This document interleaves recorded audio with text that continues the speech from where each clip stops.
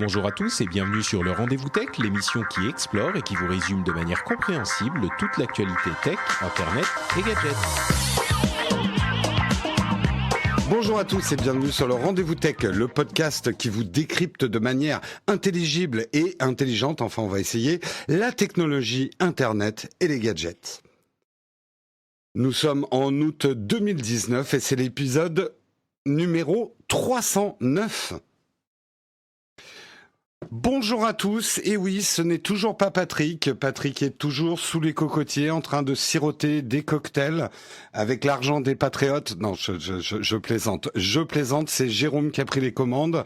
Nous sommes les forçats d'août et je suis accompagné comme casseur de cailloux du Rendez-vous Tech par Marion de Naotech. Bonjour à toi Marion, comment se passe ton mois d'août ? Bonjour à tous, ravi de vous retrouver pour ce nouveau numéro du Rendez-vous Tech. Et écoute, le mois d'août se passe tranquillement à Paris. Et je suis également accompagné par, est-ce qu'on peut dire ex-youtubeur maintenant, Guillaume ? Oui, la retraite a été enclenchée. Voilà, à 26 ans, je suis un retraité, un vieux de la vieille de YouTube. Ah bah dis donc, avec la YouTube Money, déjà à la retraite, ça paye YouTube. Pas mal, 26 ans, c'est pas mal. Eh ben ouais, mais là je suis dans les tropiques, petit cocktail à la main, tu t'en doutes bien. Non, bien évidemment, je suis à Toulouse, je ramène un petit peu de sud dans l'émission et je suis très très content d'être là. Jérôme, je suis très heureux que tu aies pensé à moi pour discuter de tous ces sujets croustillants. Eh bien écoute, croustillant, j'espère. On va aborder effectivement, alors on est en août, hein. C'est sûr que les sujets tech sont un petit peu en berne. On nous sort pas mal de marronniers, hein. On en parlera justement tout à l'heure. On va aborder pas mal de sujets, mais on va dire que les gros dossiers que nous allons aborder ensemble, on va parler de la taxe sur le numérique, la fameuse taxe GAFA, le chassé-croisé franco-américain. Et ça, il y a de l'actu et il y a du scandale, il y a du sang et des pleurs. On parlera également de Siri et d'Apple, puisque là aussi, dans le type marronnier et article de l'été, Siri nous espionne. Est-ce que Siri est seule à nous espionner ? On abordera ça. Et on parlera aussi de Cambridge Analytica, puisque une amende record a été infligée à Facebook. Est-ce que ça va empêcher Facebook de continuer ? On verra bien. Et puis, bien évidemment, après, on aura les news et rumeurs traditionnelles, où là, on va brosser un petit peu toute l'actu tech, internet et gadgets qui nous concernent. Donc, on va commencer effectivement par cette fameuse taxe GAFA. Alors, petit rappel des faits sur ce chassé-croisé franco-américain. Ça a été décidé effectivement. La France aurait bien voulu que ça soit une taxe européenne, voire mondiale, mais en fait, pour l'instant, la France, elle est un petit peu toute seule à proposer. Il faut rappeler, parce que c'est peut-être la chose la plus importante par rapport à cette taxe, c'est que elle est censée effectivement être une taxe transitoire. Le temps de trouver un accord au niveau mondial, au niveau de l'OCDE. Le sujet d'ailleurs devrait être abordé au prochain sommet du G7. Donc il y a pas un consensus mondial sur comment il faut faire, mais il y a quand même une préoccupation mondiale il faut taxer ces grandes entreprises du web qui sont passées maîtres dans l'art effectivement de la. Alors certains vont dire la dissimulation ou la fraude fiscale, d'autres vont dire l'optimisation fiscale, et du coup il faut trouver des moyens pour pouvoir taxer ces entreprises qui, et là encore une fois je vais essayer de résumer les choses simplement, elles sont très fortes pour se refacturer entre elles, de pays à pays, pour diminuer leurs profits dans des pays donnés et finalement ne déclarer leurs profits que dans les pays où fiscalement c'est très avantageux pour eux. Et le résultat aujourd'hui, c'est que des entreprises, on prend au hasard Google, payent environ 9% d'impôts en France, alors que d'autres sont plutôt dans les 23%. Donc ça pose quand même un problème de fiscalité, ça pose un problème d'équité, d'équilibre commercial, parce que comment lutter contre des entreprises qui arrivent à faire ce type d'optimisation, c'est un petit peu le problème. Bref. Donc, la taxe a été votée en France et on a décidé de faire une taxe non pas sur le bénéfice des sociétés, mais sur le chiffre d'affaires. Donc, l'argent généré, par exemple par Google, Amazon, d'autres GAFA, le chiffre d'affaires qu'elles génèrent sur le territoire français. Et ça à hauteur de 3%. Puisque c'est beaucoup plus facile de calculer effectivement quelque chose sur le chiffre d'affaires que sur le profit. Donc, la France a dit « Ok, nous, on fait ça ». Derrière, on a eu des réactions de Donald Trump qui a dit « Ok, si vous nous taxez nos entreprises américaines du web à 3%, nous, on va taxer les 20 Français ». Et là-dessus, il y a Amazon, et ça, c'est un petit peu le fait brûlant du jour, qui a dit « Ok, on prend acte donc de cette taxe, mais nous on fait déjà quand même beaucoup d'investissements et tout ça, on va pas pouvoir payer la taxe, donc la taxe va être répercutée sur les marchands du marketplace, les marchands français.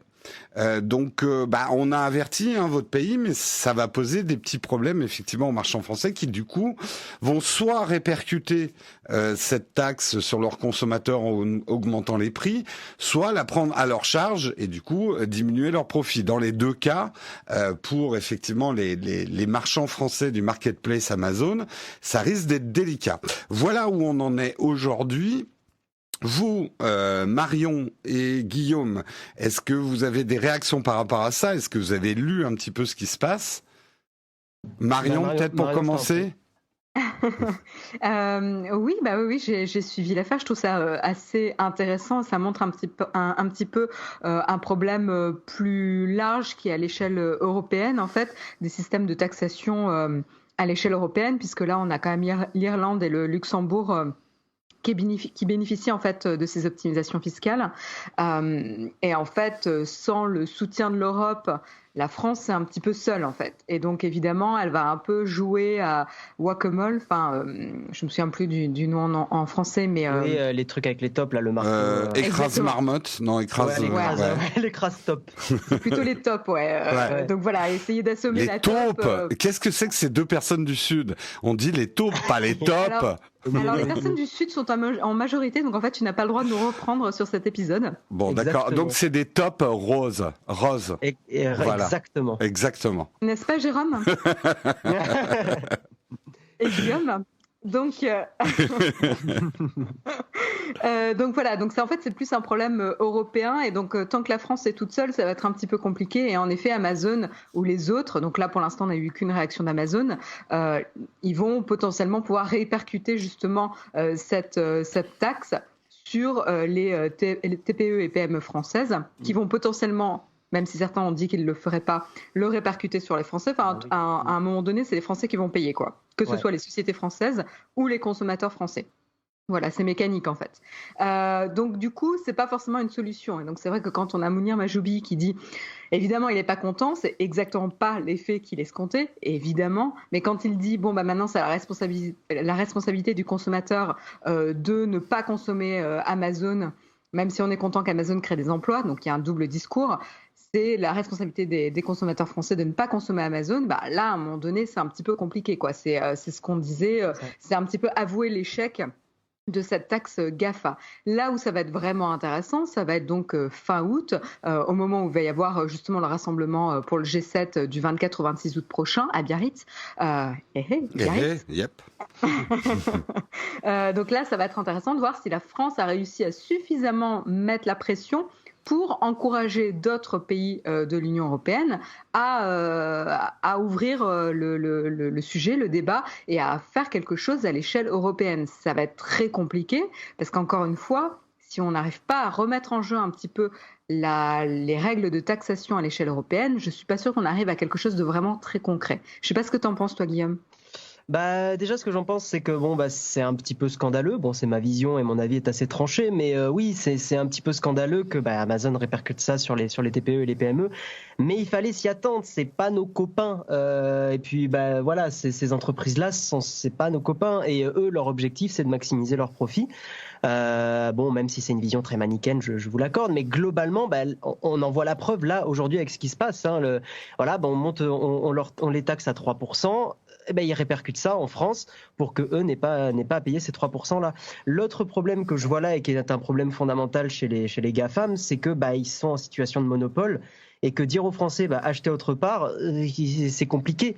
Je vois ma mère, je lui ai fait acheter quelques trucs sur Amazon. Elle a vu que c'était super facile, super agréable. Aujourd'hui, ça va être compliqué pour elle d'acheter autre part.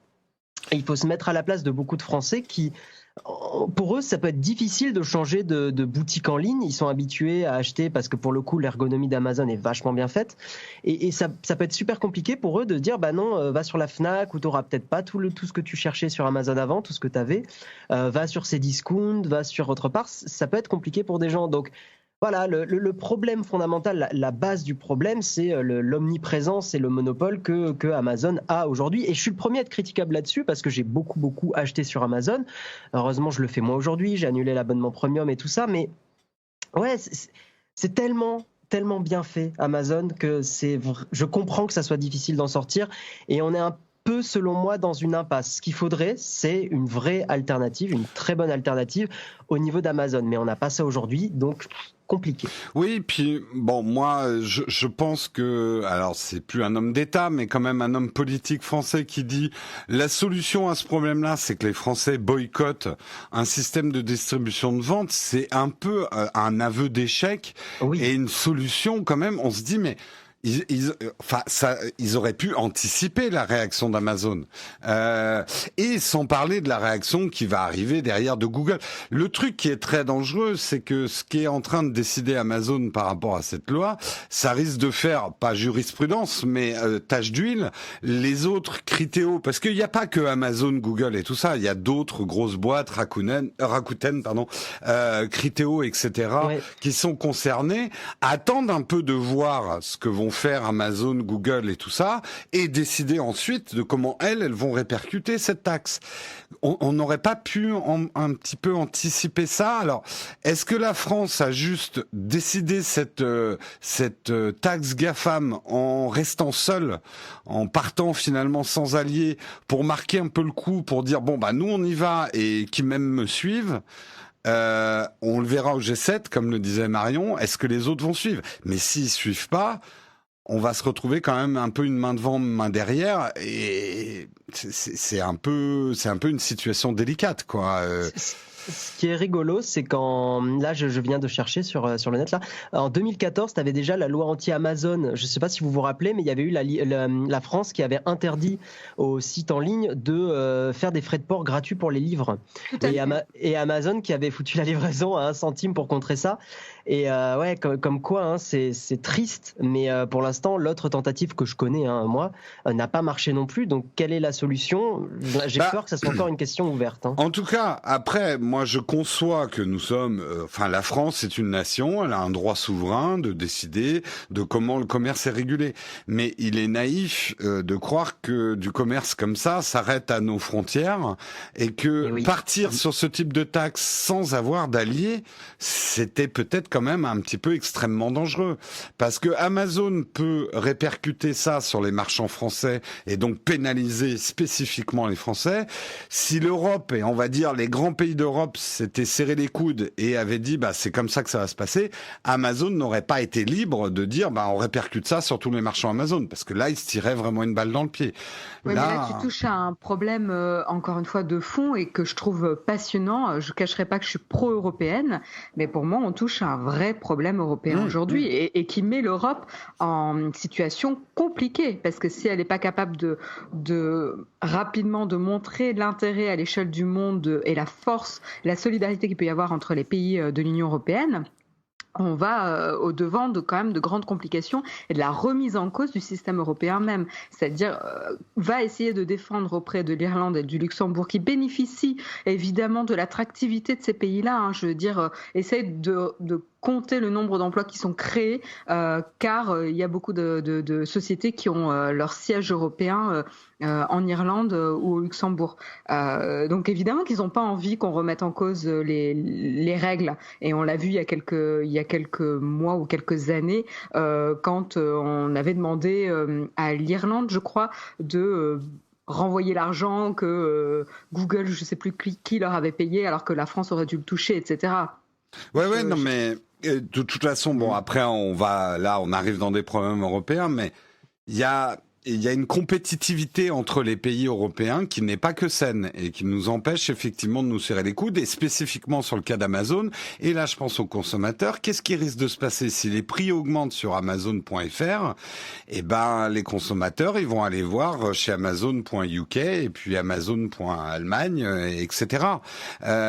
C'est ça que moi j'ai du mal à comprendre. Mais après, les gens vont me dire c'est compliqué, tu peux pas comprendre. Mais j'ai du mal à comprendre qu'il y ait autant de compétition entre les pays européens, alors que normalement, on essaie de bosser ensemble, quoi. Mais bon, je suis naïf. J'espère pour le coup que le RGPD, qui a quand même permis d'avoir un socle commun sur la confidentialité des données des utilisateurs, permettra de montrer un exemple positif qui peut du coup ouvrir la voie à d'autres socles communs sur le même principe, quoi. Je pense qu'on est un peu dans cette phase du cycle où on a un peu oublié les guerres. C'est con ce que je dis, mais je pense qu'on est un peu dans cette période-là où les pays ont oublié que faire ça, avoir une concurrence forte sur des questions pour le coup là économiques, engendre des tensions et des conflits. Et je prie de tout mon cœur que ça s'envenime pas, mais voilà, je suis un peu j'ai un petit peu peur de ça, que c'est. Et la Deuxième Guerre mondiale, elle est arrivée comme ça, des grosses tensions économiques. Alors je sais pas, je connais pas assez en détail, mais je sais que c'était à la suite de ce qui s'était passé, où l'Allemagne avait été durement attaquée après ce qui s'était passé en 14-18, et ce qui avait entraîné comment on dit la réaction. L'inflation, oui, et puis le fait que la valeur allemande, enfin la monnaie allemande ait perdu beaucoup de valeur. Bon, je suis pas du tout un expert et vous le sentez dans ma voix, mais ce que je veux dire, c'est que oui, on est dans une période où on a énormément de tensions, et on a oublié que se serrer les coudes, c'était le meilleur moyen. Ouais, et personne est prêt à faire des sacrifices, et c'est très dangereux. Il y a vraiment un problème. De toute façon, le Brexit est aussi un symptôme de ce mal-être européen, et tout ça fait le jeu des États-Unis et de la Chine au niveau commercial, et là on le voit bien. On est beaucoup sorti du sujet, mais c'était intéressant quand même. Je pense que je pense que pour le coup, on n'est pas sorti du sujet. C'est quand même important, justement, de voir comment ces sujets de technologie impactent les sociétés, en fait. On est vraiment complètement là-dedans. Donc, je pense que c'est le vrai enjeu de l'Europe dans les années à venir. Et c'est quand même assez naïf de s'imaginer qu'un pays de l'Union européenne peut se présenter seul contre une société comme Amazon. C'est assez français, si on l'histoire française, mais bon. Oui, après ça peut donner l'exemple, ça peut donner des idées. J'espère honnêtement que ça donnera ça à la fin août. Bah, écoute, on verra en tout cas le G7, ça va être intéressant à suivre. Passons à un autre sujet brûlant de l'été, puisque il y a eu toute une série d'articles disant mon Dieu, Siri écoute vos conversations, et même plus, il y avait des titres type sexe, drogue et rendez-vous médicaux se cantant les oreilles indiscrètes de Siri. Il est un petit peu abusé celui-là. Mais alors, en fait, c'était le titre original de l'article du Guardian. Alors, avec Marion, on a traité cet article en début de semaine dernière dans notre émission matinale, et Marion, qui fait des véritables investigations, a ressorti un article, c'était de 2015, c'est ça Marion ? Ou 2016 Oui, c'était 2015, oui. 2015. De Numérama, oui. De Guillaume Champeau. De Guillaume Champeau, qui expliquait comment fonctionnait Siri. Et en fait, le fait qu'il y ait un échantillonnage de nos réponses à Siri qui soit analysé par... Est-ce qu'il précisait que c'était par Apple ou par des sociétés tierces en 2015 ? Par des sociétés tierces, des prestataires. Des prestataires étaient analysés pour assurer le bon fonctionnement de Siri. Donc depuis 2015, ça dure, et c'était inscrit dans les débuts de Siri. Pourquoi, et ça va être la première question qu'on pourra se poser, pourquoi en été 2019, The Guardian sort ce type d'article en disant « mais c'est un scandale, on n'était pas au courant, 1% des conversations qu'on peut avoir avec Siri sont analysées par des sociétés tierces, donc pas Apple directement ». Bon, pour assurer le bon fonctionnement de Siri, et c'est des données anonymes qui sont scriptées. mais où dedans il peut y avoir des choses confidentielles et quelqu'un qui mènerait l'enquête pourrait remonter pour retrouver l'identité de quelqu'un, etc. Donc, ce que tu dis est important, c'est donc pas l'audio qui est partagé, c'est la retranscription écrite. Écrite, effectivement. Donc on n'a pas le ton de la voix, on n'a pas l'identification du sexe, etc. Il y a, pour comprendre pourquoi cet article émerge en ce moment, il faut aussi réaliser que c'est pas que le problème d'Apple avec Siri. C'est-à-dire que ces pratiques-là, arrêtez-moi si je me trompe, mais c'est aussi Alexa, c'est aussi Google Assistant. Très certainement, oui. En tout cas, les articles le disent, puisque pour assurer le fonctionnement d'une intelligence, pas artificielle, mais d'un assistant personnel, il faut analyser ses erreurs, en fait. Pourquoi elle a répondu complètement à côté de la plaque quand je lui ai demandé la météo. Et tout ça permet à ces assistants de s'améliorer et d'apporter des réponses de plus en plus pertinentes. Quelque part, on pourrait dire que ces assistants personnels ne peuvent pas fonctionner s'il n'y a pas un feedback, en tout cas un feedback échantillonné sur les erreurs réalisées par ces assistants personnels. Mais à votre avis, pourquoi ? Parce qu'il y a eu une tonne d'articles ces derniers temps sur le fait que Apple, à travers Siri, espionnait nos conversations. Pourquoi ça sort en ce moment alors qu'on le sait depuis 2015 ? Une réponse ? Pourquoi ça sort maintenant ? Parce que je pense que quand on est en été, l'actu est un peu plus légère, donc c'est un bon moyen de faire un papier. Première chose. Après, deuxième chose, je pense qu'on est dans une période de la tech qui est intéressante, dans le sens où on a eu beaucoup de scandales sur la vie privée qui ont émergé. On a eu le RGPD au final très récemment aussi. On est dans une phase de la tech, et Apple aussi qui fait ces pubs énormes à New York et aux États-Unis de what is in your iPhone stays in your iPhone. On est dans une période où on met de plus en plus l'accent sur la vie privée, et moi je trouve ça plutôt positif quand même.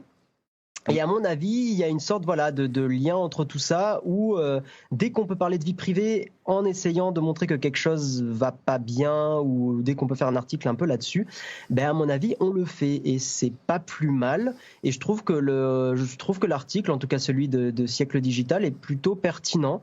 Ça permet d'informer les gens que oui, il y a un pourcentage de ce que vous dites qui est analysé par des humains. Et je pense que c'est une bonne chose. Marion, une réaction à ça ? Ma réaction, c'est disclaimer, j'ai travaillé pour des sociétés tech et je continue à travailler pour des sociétés tech. Et donc du coup, la pratique en elle-même d'échantillonner et vérifier que les requêtes et la réponse aux requêtes est de bonne qualité, c'est aussi pour pouvoir améliorer le service, quoi. Et c'est quelque chose de pratiquer de manière systématique. J'ai pas bossé dans toutes les boîtes tech, mais bon, c'est quand même une pratique qui se fait, et pas que dans les boîtes tech. On va prendre un échantillon, l'analyser pour voir si la qualité est là, et si c'est pas le cas, on va essayer de comprendre pourquoi pour améliorer le produit. Et donc du coup, j'étais déjà au courant de ça. C'est quelque chose qui ne m'a pas vraiment étonnée. Le fait que ce soit des retranscriptions écrites, qu'on ne puisse pas associer les identités, etc. Honnêtement, on va peut-être me prouver par A plus B qu'on peut identifier une personne avec les requêtes retranscrites. Alors évidemment, on peut tomber sur une requête qui pose une question tellement personnelle qu'en fait, soit l'utilisateur a communiqué une coordonnée bancaire, soit son nom et son prénom dans la requête, etc. Très bien. Mais la majorité vont être des requêtes complètement anodines, entre guillemets. Et voilà. Et donc, les échanges débats sexuels, il y en a qui vont être catastrophés. Mais je veux dire, les échanges débats sexuels retranscrits à l'écrit, je suis pas sûre que ça intéresse beaucoup de personnes, quoi. Vous êtes bien connu, je pense. Je sais pas, mais à base de nomatopée, ça doit être très rigolo. On n'a jamais eu de sextape retranscrite à l'écrit très intéressante, quoi. Si, moi je récite du Cyrano de Bergerac. Non, et puis en plus, juste Marion, je rajoute quelque chose. Les gens qui analysent ça sont aussi des gens aléatoires. Donc oui, d'autant plus ça minimise, quoi. Ils ont signé un NDA, enfin je veux dire un Non-Disclosure Agreement, un contrat qui fait qu'ils n'ont pas le droit de communiquer sur les données sur lesquelles ils travaillent. C'est quand même la base de ce genre de choses. Quand tu analyses des échanges avec des consommateurs, etc., tu garantis un minimum la confidentialité des données échangées. Donc, évidemment, moi, je me suis pas affolée, ça ne m'a pas étonnée, et ça ressemblait plus à on n'a rien en actualité de croustillant actuellement. Bon, on va ressortir un vieux truc.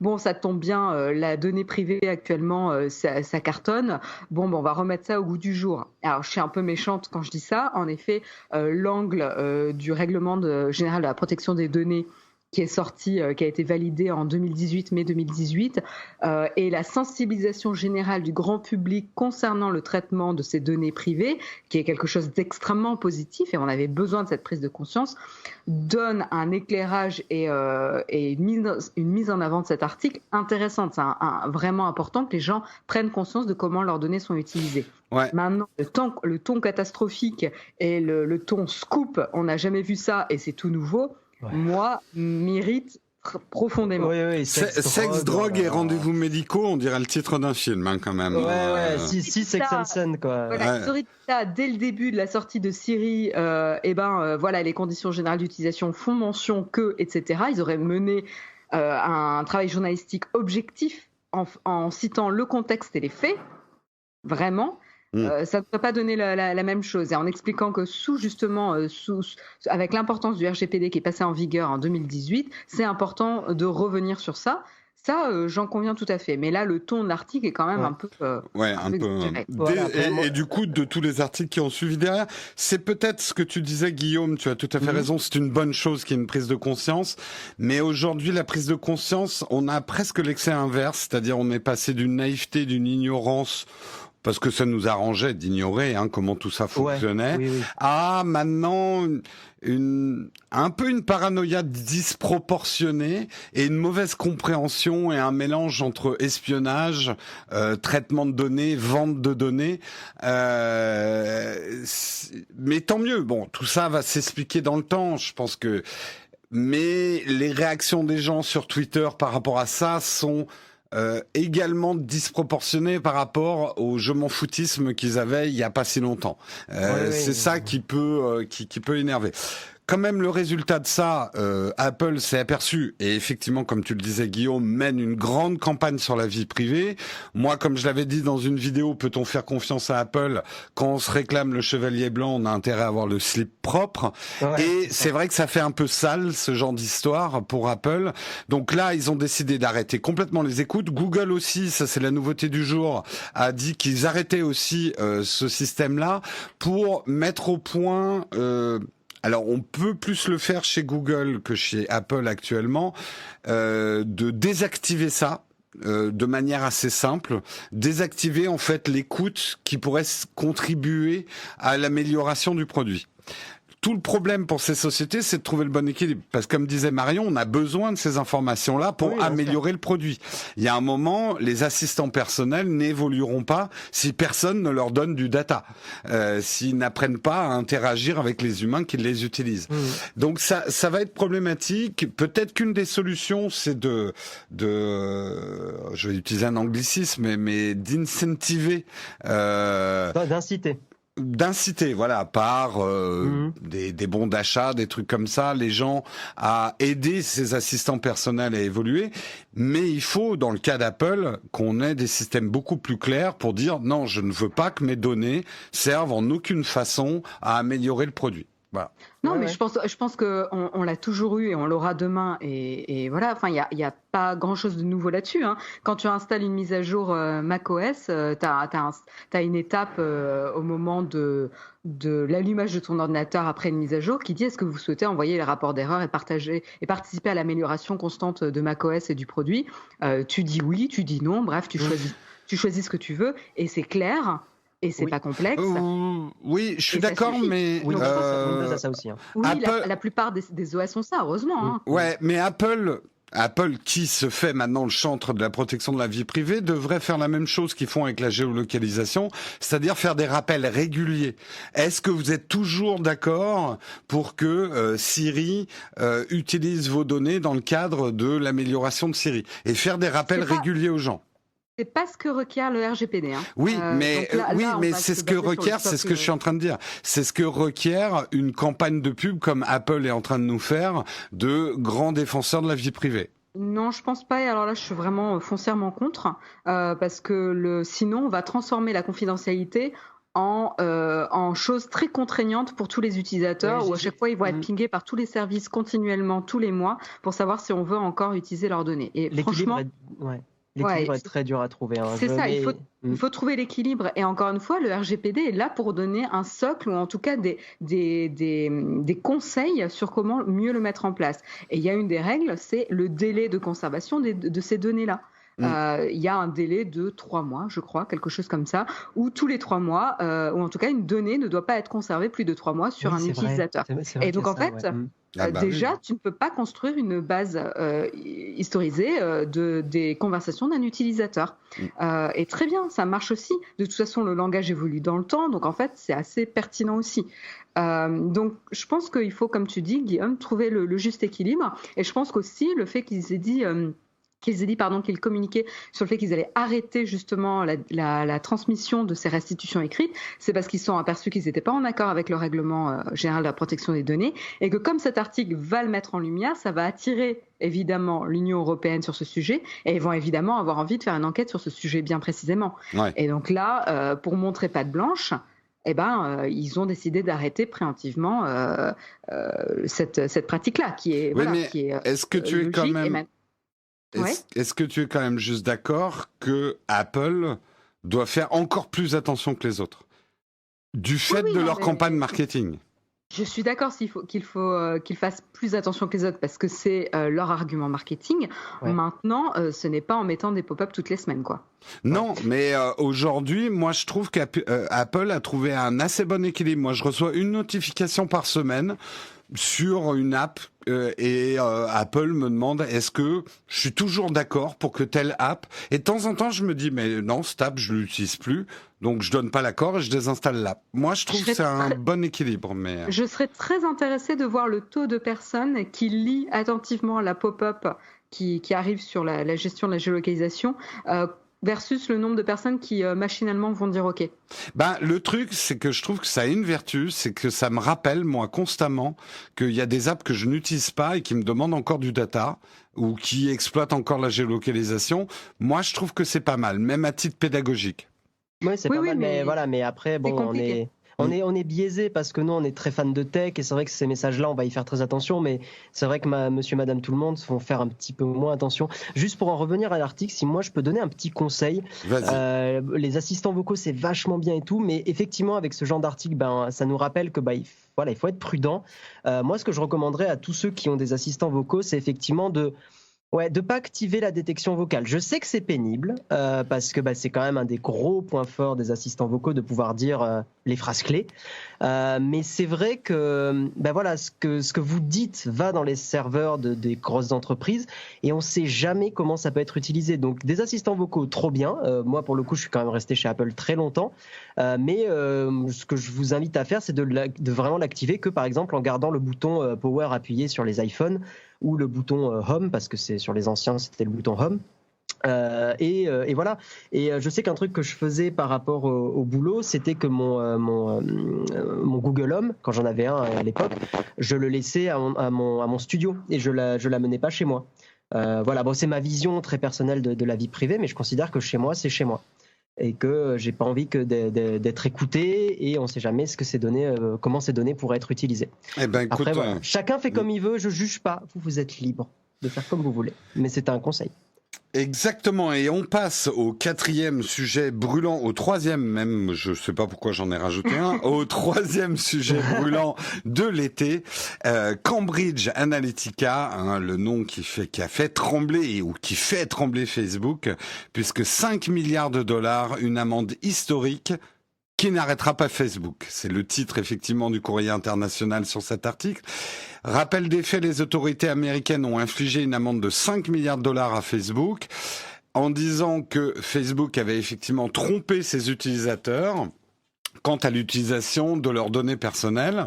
C'est aujourd'hui l'amende la plus importante qui a jamais été imposée au monde pour une violation de la vie privée. Ah ouais. ce que déclare effectivement la FTC, c'est que Facebook, donc le réseau social, n'a pas été honnête dans sa manière de gérer l'accès des développeurs d'applications, des publicitaires et d'autres aux données personnelles des utilisateurs.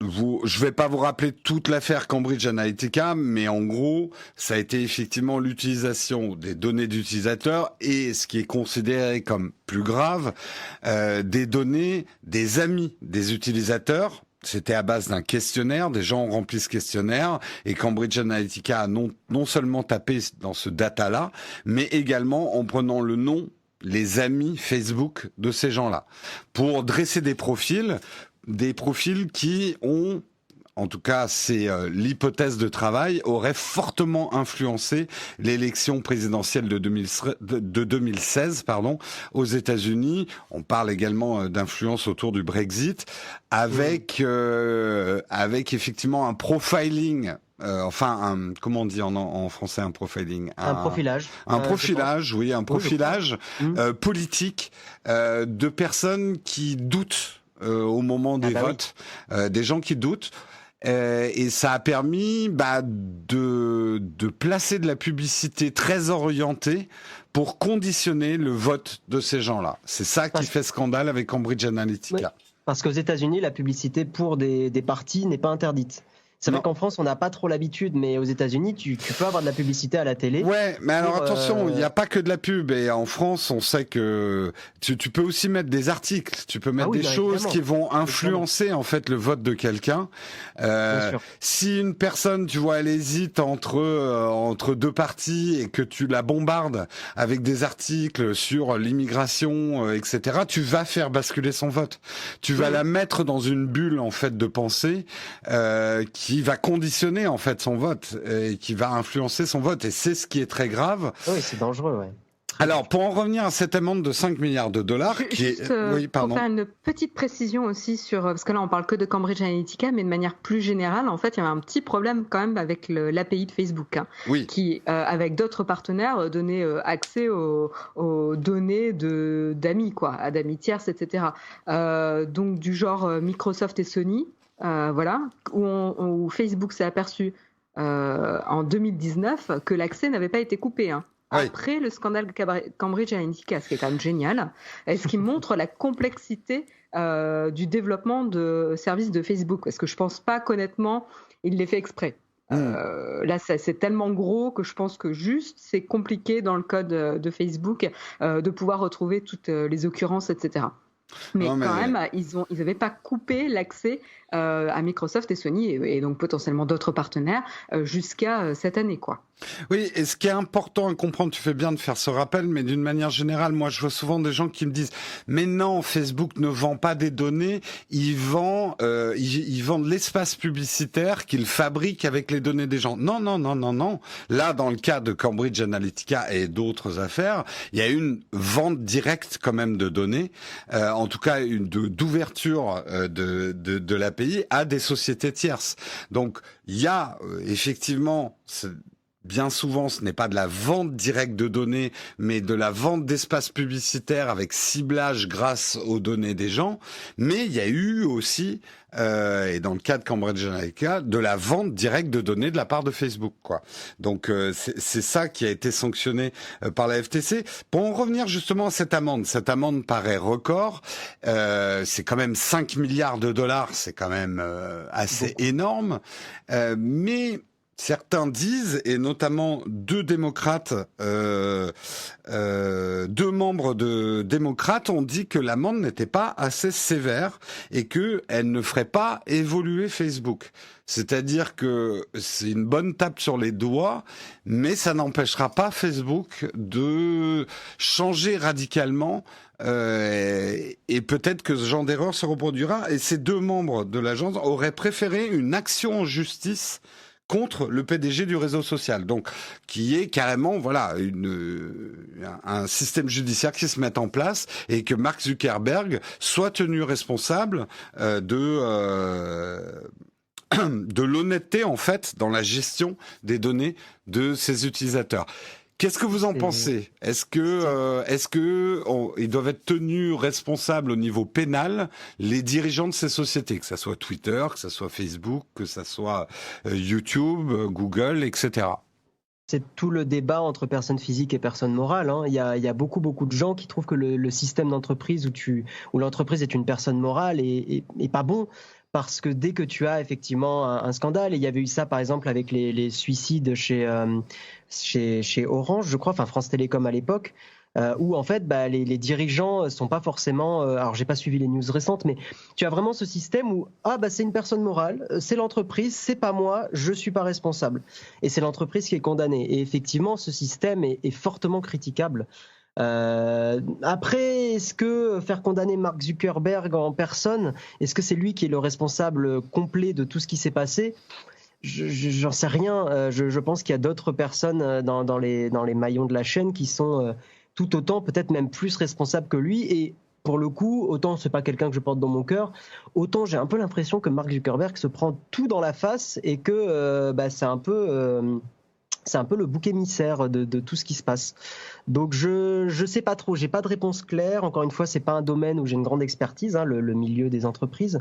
Mais effectivement, ce concept de personne morale a des limites et je pense qu'on peut en voir une dans le cadre de Cambridge Analytica où au final, il n'y a pas une personne physique qui va être inquiétée par les actions de Facebook. Marion ?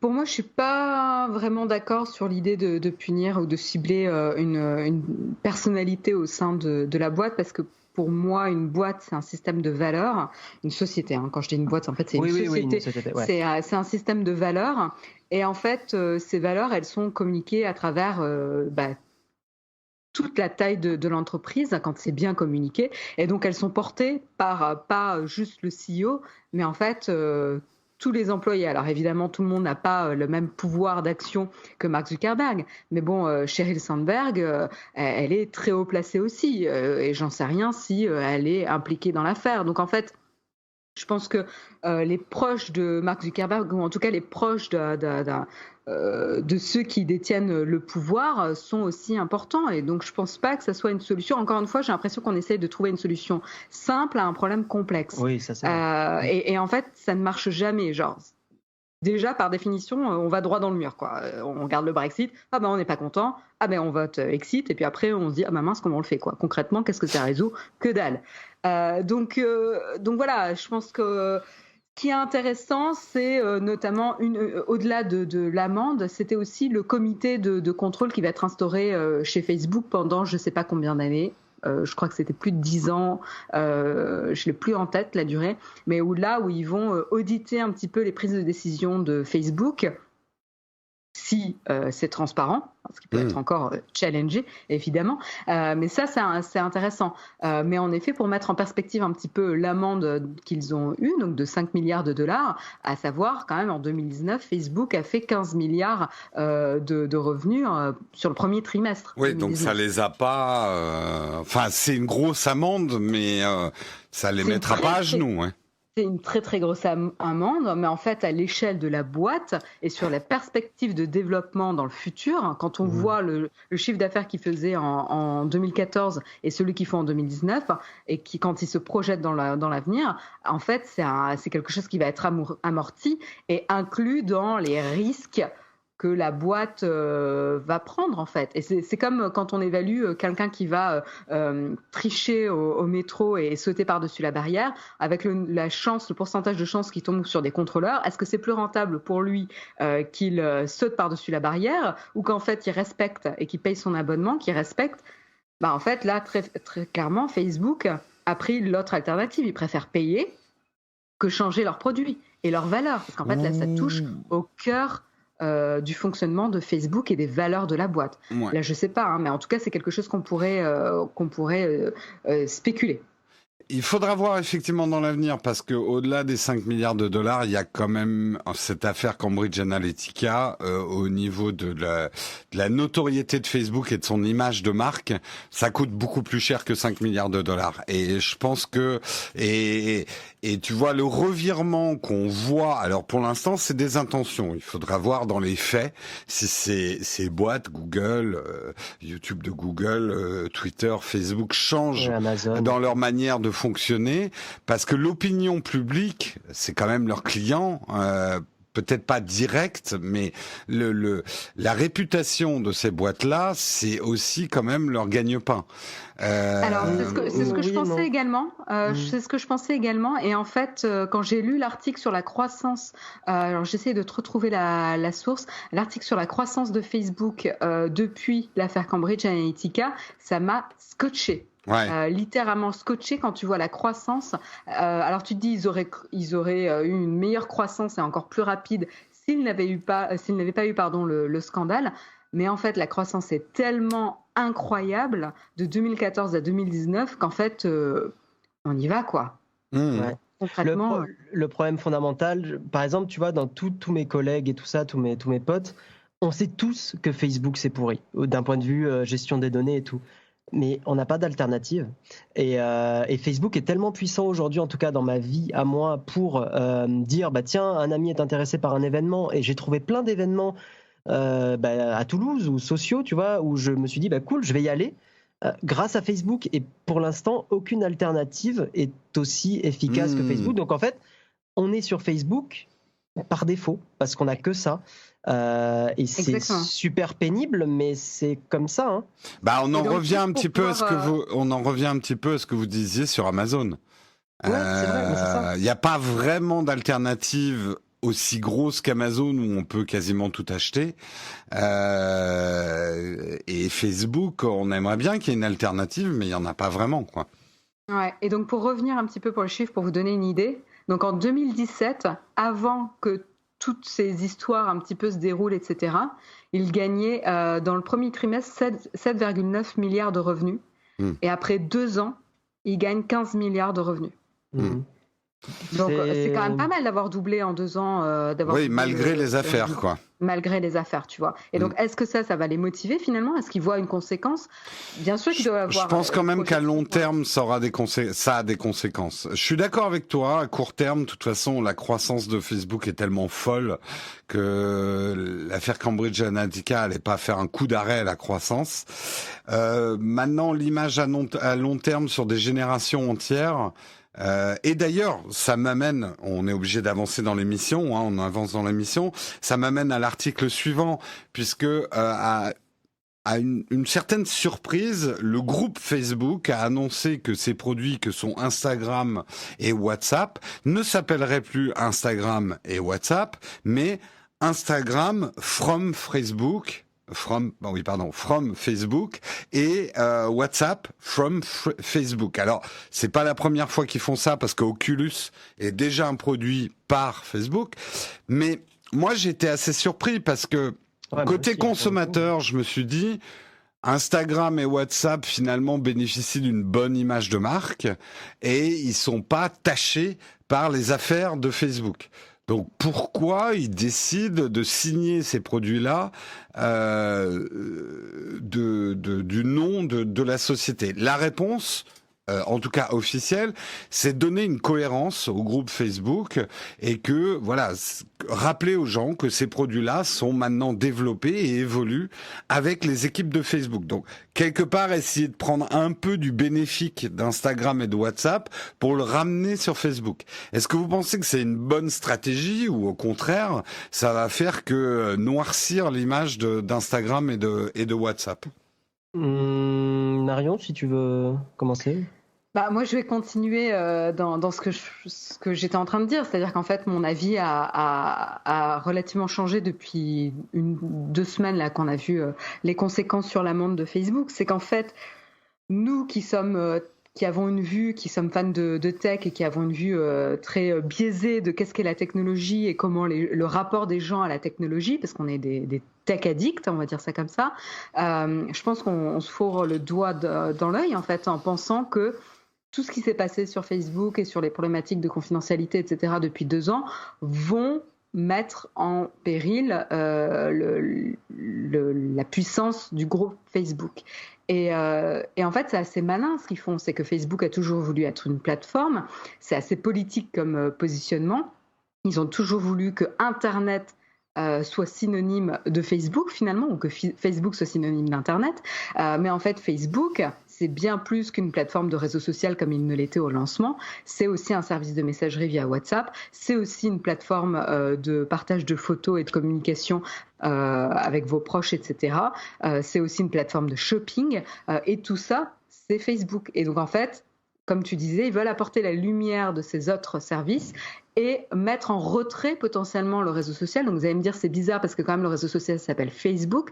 Oui, mais finalement, moi personnellement, j'y vais plus jamais sur le réseau social Facebook. J'ai toujours mon compte, mais en fait, j'y vais genre une fois par semaine. Je poste des trucs, etc. Mais rien de très intéressant. Et en fait, Facebook ne fait plus partie, n'est plus sur le devant de la scène, le réseau social, mais en tout cas la plateforme, oui, à travers ses autres services, sa galaxie de services. Donc la plateforme Facebook est importante.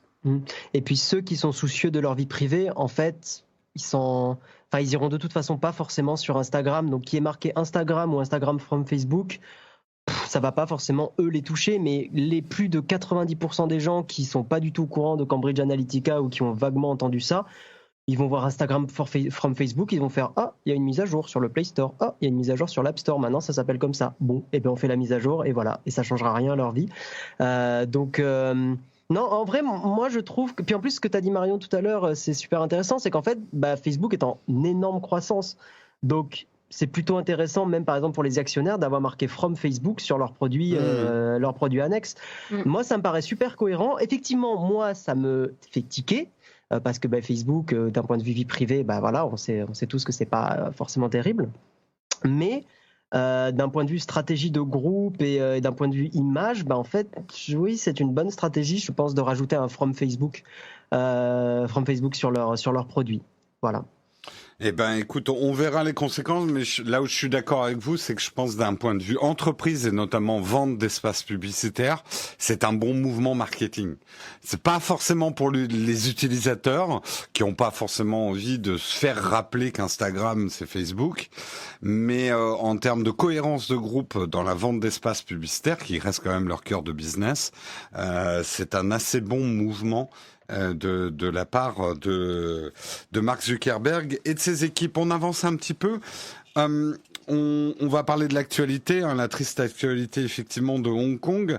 Mais une chose qui a été intéressante, c'est de voir justement ce qui se passe à Hong Kong en ce moment. Quelque part, le hack d'incivilité des Hongkongais pour lutter et pour manifester, dont, et ça c'est peut-être le plus intéressant, comment les manifestants protègent leur téléphone avec ce fameux mode police. Et c'est peut-être quelque chose, c'est bon de se le rappeler pour nous tous, puisque effectivement, qu'est-ce qui se passe ? Il s'est passé, en tout cas en Chine, les autorités ont contraint Colin Chung, un manifestement hongkongais, à ouvrir son iPhone en lui pointant en fait l'iPhone sur le visage, donc en activant le Face App. Et du coup, les manifestants aujourd'hui utilisent ce qu'on appelle le Cop Mode, que vous avez tous, en tout cas sur les iPhones, ceux qui ont des iPhones, c'est quand vous appuyez en même temps sur le gros bouton à droite et un des boutons à gauche de volume, si vous gardez appuyé suffisamment longtemps, ça désactive immédiatement le Face ID. Donc vous pouvez le faire dans la poche de votre pantalon si jamais la police vous arrête ou si on vous cherche des noises, et du coup ça active le code secret qu'on ne peut pas obliger à vous demander, légalement on peut pas. Légalement en tout cas à Hong Kong, et on peut pas pointer le téléphone vers vous pour le déverrouiller.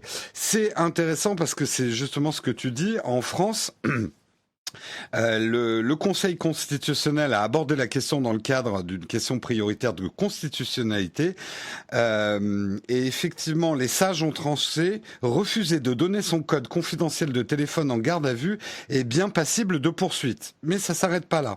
Mais en juin 2019, dans le cadre de la même affaire, la Cour constitutionnelle a estimé que le fait de ne pas révéler le code de son portable n'était pas passible de poursuite, parce que ils ont décrété que le code de déverrouillage d'un téléphone d'usage courant ne permet pas de déchiffrer les données ou les messages cryptés et en ce sens ne constitue pas une convention secrète d'un moyen de cryptologie en référence à l'article 430. Bon, je vous lis pas la suite parce que c'est du juridique, mais en gros, oui, il y a une jurisprudence maintenant en France.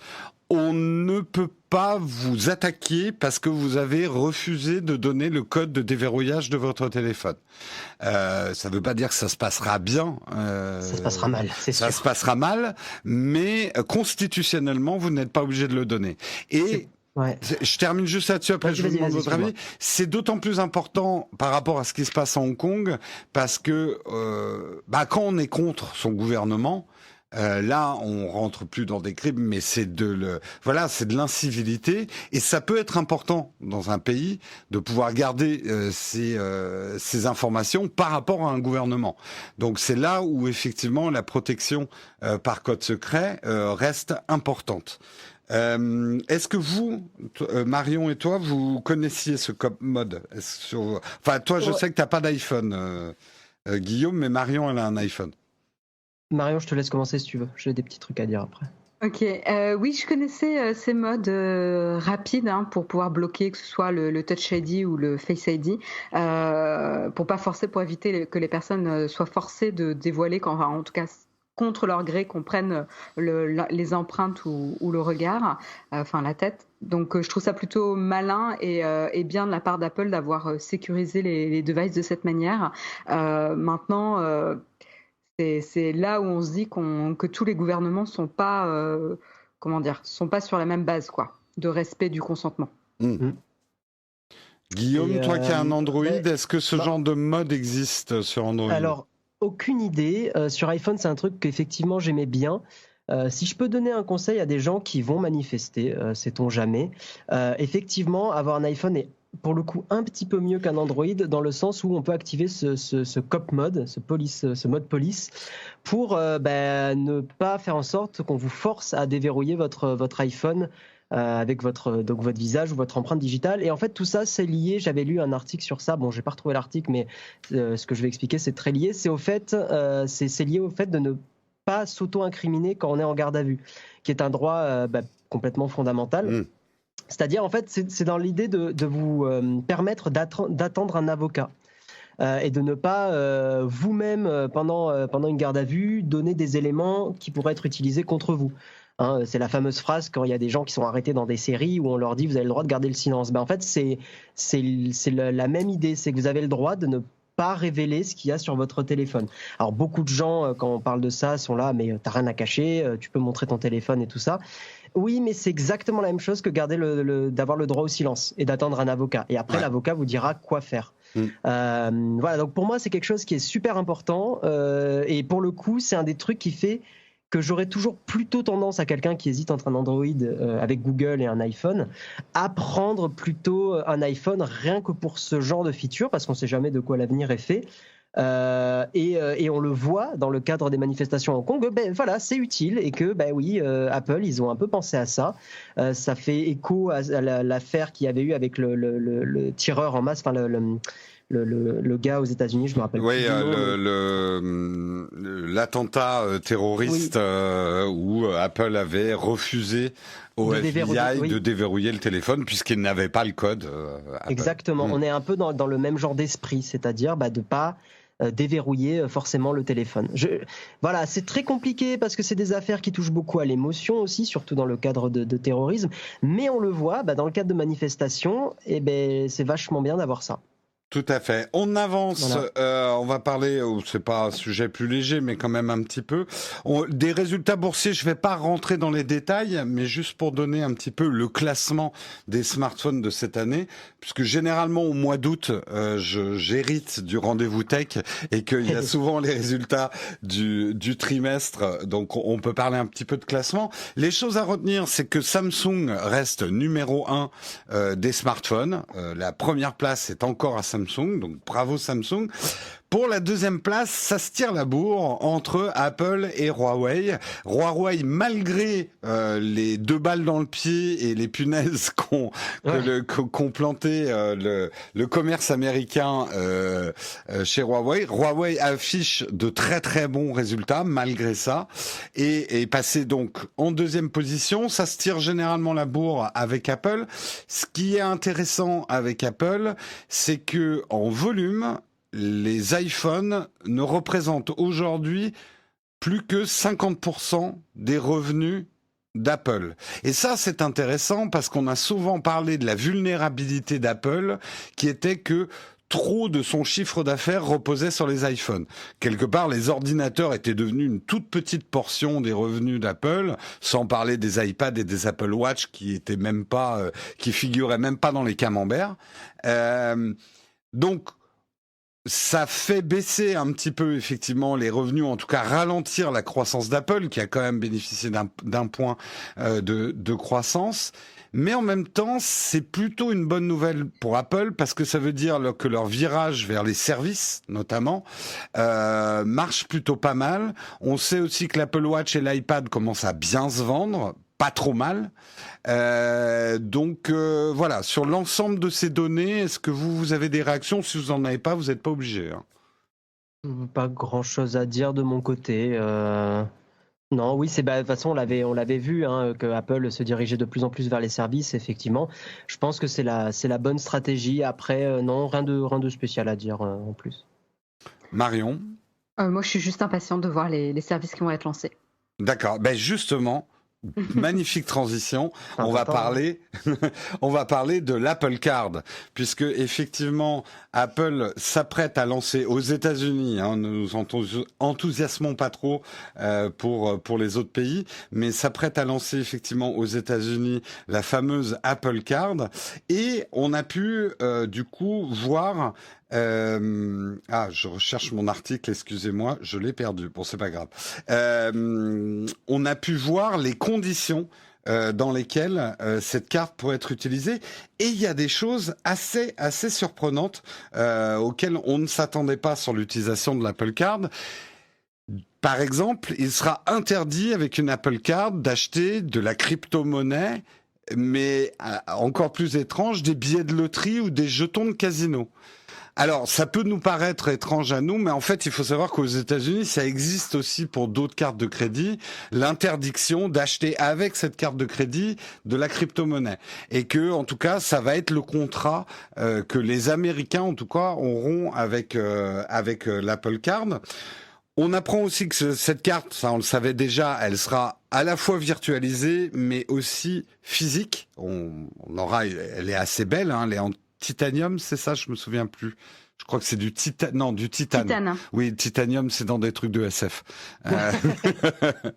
Elle sera en titane. Et il y a quand même un certain nombre de conditions pour pouvoir l'utiliser. Il faudra effectivement avoir un compte Apple. Il faudra activer la double authentification. Ça sera obligatoire. Et je crois que c'est tout. Il ne faudra pas avoir jailbreaké l'iPhone. Ah voilà, ça c'est important aussi. Un iPhone jailbreaké ne fonctionnera pas et enclenchera la désactivation de l'Apple Card. Dans les petits bonus qui peuvent être intéressants, il y aura effectivement du cashback. Vous serez récompensé pour chacun de vos achats. Si vous achetez des produits Apple, c'est quand même 3% de cashback. Ça peut être intéressant pour les gens qui achètent beaucoup d'Apple. Ça m'étonnerait qu'on ait les 3% en France, mais ça, on verra. Oui, le cashback, c'est vraiment une pratique très, très répandue aux États-Unis. Aux États-Unis. En France, bon, nous, on le voit, on a du cashback avec Revolut, mais c'est 0,1% des achats, donc c'est un peu ridicule, alors que Revolut aux États-Unis, c'est 1% sur les achats, normalement. Tous les paiements que vous ferez avec l'Apple Pay, vous aurez 2% de cashback aux États-Unis et 1% sur toutes les autres transactions. Mine de rien, moi je vois mon budget d'achat Apple chaque année pour faire des tests sur la chaîne. Si je pouvais récupérer 3% là-dessus, ça me ferait plaisir. Ouais, toi ça serait intéressant. Ouais, moi ça serait intéressant.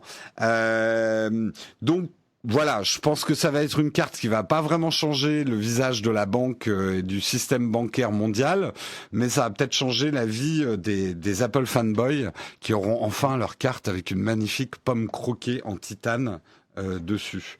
Est-ce que vous êtes tenté par une Apple Card ? Pas du tout, déjà parce que je suis en train de m'éloigner un petit peu, tu le sais, hein, on en avait discuté, mais des grosses entreprises. Un peu déçu sur le fait que voilà, on peut pas acheter de la crypto-monnaie. Je trouve qu'Apple aurait pu avoir une force de proposition là-dessus. Donc voilà, bon, je pense qu'on est, c'est trop tôt pour la crypto-monnaie. Oui, et puis il faut pas oublier que c'est Apple qui met son logo dessus, mais c'est Goldman Sachs qui a derrière. Hein. Bien et sûr. Goldman Sachs, les crypto-monnaies, ils voudraient bien le faire, mais à leur sauce. Hein. Ça leur fait peur parce que c'est de l'argent perdu pour eux, hein, potentiellement. Ouais. Mais voilà, je pense qu'avec dans une économie où on est de plus en plus, tout est de plus en plus numérique, je trouve ça dommage qu'il n'y ait pas plus un pas en avant vers les cryptos. Et le fait de ne pas pouvoir en acheter, je trouve que c'est encore plus violent. Mais bon, après, c'est cool pour les gens qui ont des produits Apple. Et je serai encore chez Apple. J'aurais pourquoi pas été tenté par une Apple Card. Donc pourquoi pas. Toi, Marion, qui sans être une Apple fangirl et quand même plutôt dans l'écosystème Apple, est-ce que ça te tenterait d'avoir une Apple Card ? Non, j'ai déjà trop de cartes là. De cartes. Entre N26, Revolut et ma banque. On a trop de cartes et pas assez d'argent à mettre dessus, c'est un peu le problème moderne. Non, c'est quand même une prise de tête. À quand les vidéos unboxing à la David Lafarge Pokémon, hein ? Moi, j'attends ça, Marion. Je fais une aparté, mais t'as vu qu'il a revendu toutes ses cartes Pokémon ? J'ai pas du tout vu, YouTube, je suis de vraiment très peu. Donc il a vendu. Non mais je suis tombé. Je suis tombé dessus par hasard. David Lafarge a revendu toutes ses cartes Pokémon, quoi. Dans quel monde on vit, Guillaume ? C'est toi qui m'as fait découvrir David Lafarge, hein, quand même. C'est vrai. Oui, c'est vrai. Et tu en es ressorti plus grand. Je ne m'exprimerai point sur ce sujet sans mon avocat. Non, en vrai, je lui envoie beaucoup d'amour, David, parce que c'est quelqu'un qui a énormément souffert de plein de choses et qui mérite pas du tout ce qui lui est arrivé. Donc, non, et c'est vrai que c'est pas drôle. Je ne rigole pas de ce qui lui arrive. Après, c'est pas ma tasse de thé, mais je ne rigole pas de ce qui lui arrive. Ouais. Pour ceux qui connaissent pas rapidement David Lafarge Pokémon, c'était un YouTuber, je sais pas s'il fait encore des choses, qui ouvrait des paquets de cartes en vidéo. Voilà, il avait un grand public il y a quelques années. Et effectivement, il est un peu moins populaire qu'avant. Tout simplement. Bon, pardon pour effectivement ce dérapage, mais tu m'as fait réagir. Je vous laisse dans votre aparté Pokémon. Allez, on avance. Et terminé. Ah pardon, excuse-moi. Oui, la pauvre Marion. Pauvre Marion, pardon, on t'a coupé. Une quand même.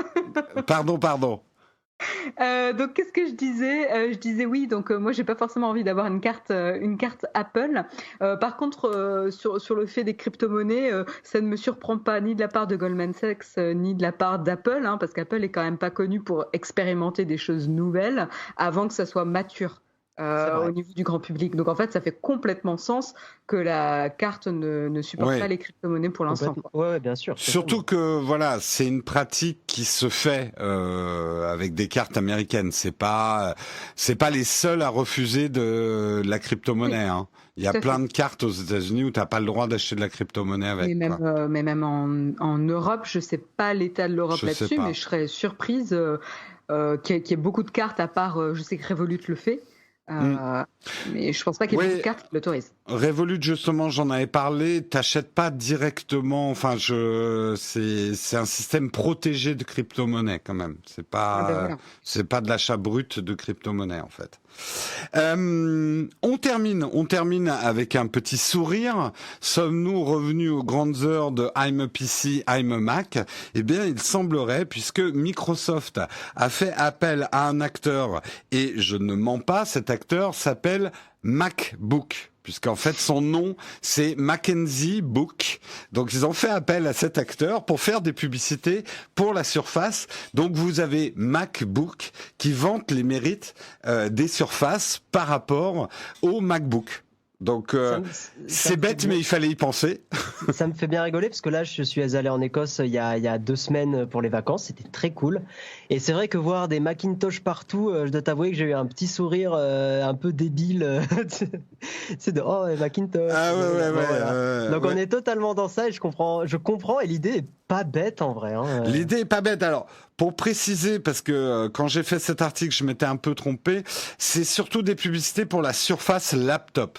Donc, vraiment, parce que moi, Bon, j'ai cru comprendre que Microsoft avait positionné l'ensemble de la gamme Surface non plus comme des tablettes ordinateurs, mais vraiment comme des ordinateurs dont l'écran peut se détacher. Mais il semblerait que là, les pubs soient spécifiquement sur le Surface Laptop comparé au MacBook pour vanter les mérites en termes de batterie, en termes de puissance, etc. Donc, il ne s'agit pas des Surface Book. Et c'est quoi l'autre Surface et des Surface Pro, non? Ouais, Surface Pro et Surface Book. Ouais, la Book étant la Pro et la Pro étant la Book. Chez Surface, c'est inversé en fait. Quel dommage que sur ces ordis, ils aient pas mis plus de ports parce que c'est vraiment la grosse bête noire de ces ordis. Il y a très peu de ports. Je crois qu'il y a même pas de Thunderbolt 3. Ils ont amélioré quand même au niveau notamment de la Book, de la Surface Book. Pour moi, le plus gros enfin, c'est pas un problème, mais c'est pour ça que Microsoft ne les positionne plus comme des tablettes. C'est que, oui, tu as des fonctions touch et un écran qui se détache, mais on est très en deçà d'une véritable expérience tablette, quoi. À l'iPad. Ou même de tablettes Android, qui, à mon avis, sont un petit peu mieux foutues. Mais bon, après, ça, c'est un avis. On en revient au sujet. MacBook qui fait quand même la pub de Surface. Je sais pas où ils sont allés chercher cet acteur. Moi, je l'avais jamais vu, mais c'est pas mal du tout. On attend donc maintenant la réponse d'Apple. Est-ce que ça vous inspire un dernier mot, Marion et Guillaume Marion, vas-y.